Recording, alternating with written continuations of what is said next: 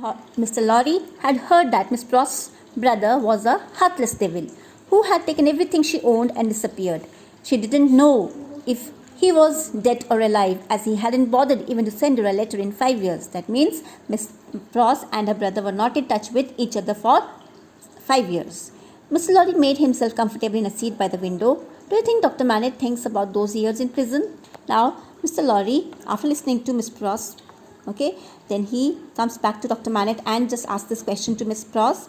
I do. Do you imagine? I never imagine. I have no imagination at all, interrupted Miss Pross. So she was very abrupt. She gave an abrupt reply and she just did not let Mr. Lorry complete his sentence. Do you suppose that the doctor has any idea why he was put in prison for so many years and by whom? I don't suppose anything, but Lucy tells me. Mr. Lorry tried not to show impatience. Mr. Lorry wanted to know a lot of things regarding he was making inquiry about Dr. Manette's condition, what made him reach such a state.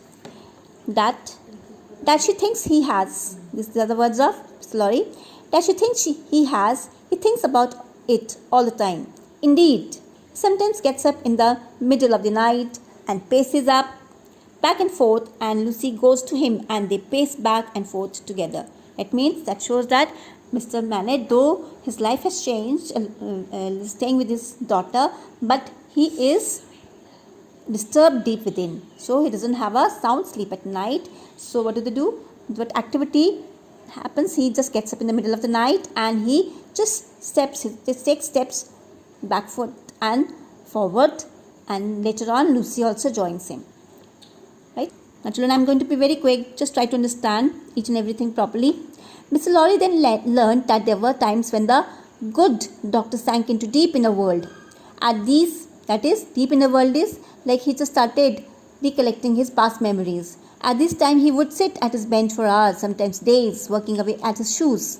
During this time, it was almost impossible to talk to him. Right?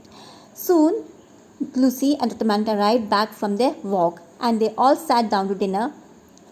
Dr. Manette was looking well and Lucy as beautiful as ever. Her cheeks quite pink and her golden hair glistening. Glistening means shining. So children, over here in the previous paragraph and this one, we come to know that Mr. Lorry actually learns about many things about Dr. Manette's activity. After dinner, Mr. Darnay arrived. So after they had finished dinner, Mr. Darnay, that is Charles Darnay, the accused in the trial case, he arrived and joined the company under the plane tree in the garden. They began talking about sights they had seen in London. Charles mentioned the Tower of London, where letters of the alphabet had been discovered carved on the wall of one of the cells. Something was written on the walls of the cells, one of the prison. Cells is a room in a prison. While Charles was telling us the story, Dr. Manette suddenly went very pale. Pale is, he became colorless because this incident made him think of his past. My father, you're ill. So you can see over here how considerate Miss Manette is. She came to know that her father is again back to pavilion. No, my dear, not ill. There are large drops of rain falling and I'm rather startled. Startled means I'm really shocked and stunned. We had better get in. The doctor recovered almost instantly. Recovered almost instantly means he just came back to his present self. He had, after listening to Charles' words, he just went back to his past memories, and after when his daughter spoke to him, he recovered from his past. He just came back into his present. Rain really was falling in large drops, and he showed the back of his hand with raindrops on it. But he did not say a word about the discovery in the Tower of London. Mr. Lorry, however, had his doubts. So Mr. Lorry could sense some thing fishy there. What made Mr. Manette react in such a way? Just as Miss Pross was about to serve tea, Sydney Carton arrived and sat down with the rest near the window. Despite the heavy rain, the night was hot and steamy. So now all these were there. All these people, you see how many people? Mr. Lorry, Dr. Manette, Miss Manette, and Charles Darnay. Miss Pross also was there. She came to serve the tea as she did.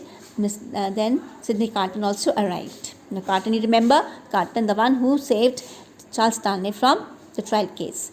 The raindrops are still falling, large, heavy and few. It comes slowly, noted Dr. Manette. It comes surely. Means now he is just symbolically trying to describe the sights, but the scene around the scene of the raindrops falling. But then Carton joins him and says that it comes surely. There was a great hurry in the streets. People were speeding away to find shelter before the storm broke. The room was full of echoes of footsteps coming and going, and yet not a footstep was there. So very deep meaning. This is just very philosophical over here. He says that there were people. Just imagine the rain started falling, the storm was about to break, and people started running for the shelter. They started running here and there. Okay, but there were many footsteps in the corridors. But he said, yet not a footstep was there.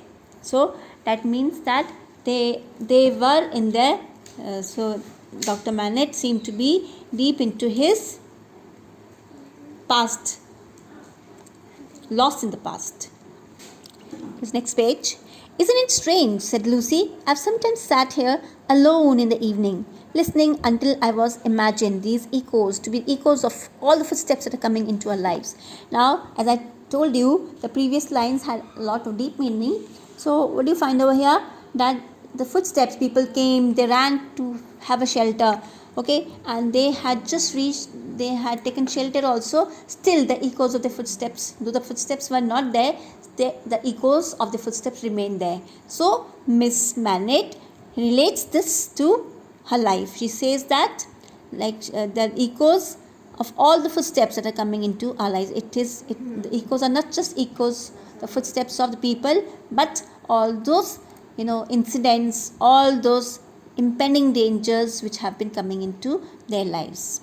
Are all these footsteps destined to come to all of us, Miss Manette, or are we to divide them among us? So Charles Darnay